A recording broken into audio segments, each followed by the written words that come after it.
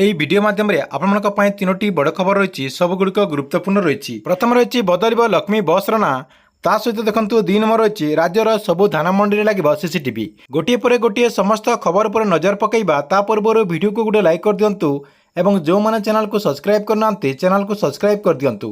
प्रथम देखु एणिकी धान मंडी लगे सीसीटीवी।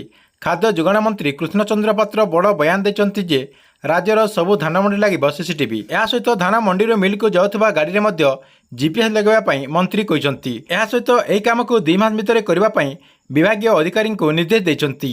खबर नंबर 2 आगामी दिन में बदली पारे स्कूल यूनिफॉर्म एने संकेत देते गणशिक्षा मंत्री नित्यानंद गंड। प्राइमरी स्कूल पिला ड्रेस जेपरी रही सेहीपरी हेले हाईस्कूल पिला ड्रेस परिवर्तन करा जाय पारे बोली तथ्य रही। आपण समस्ते जानते जे किछि दिन तले हाईस्कूल पिला यूनिफॉर्म रंग परिवर्तन करा जायतिला जहाँकि धला सह सबुज रंग पोशाक करा जायतिला हेले यहाको परिवर्तन करा जिबा नै आलोचना होची। खबर नंबर 3 परिवहन मंत्री लक्ष्मी बस को नहीं बहुत बड़ा गोटे घोषणा करचंती।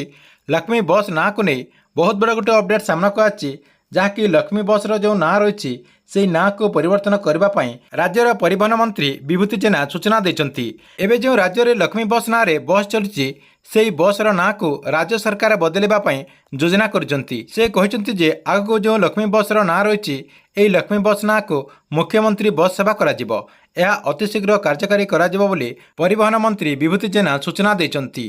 ठीक अच्छे एथिरा आपण आज दिन 3टी बड़ खबर आपण वीडियो केमती लगिला कमेंट बॉक्स रे निश्चय गोटे कमेंट करेंगे और प्रतिदिन एमती 3टी बड़ खबर देखापी आपण चैनल टी रेगुलर देखुंतु।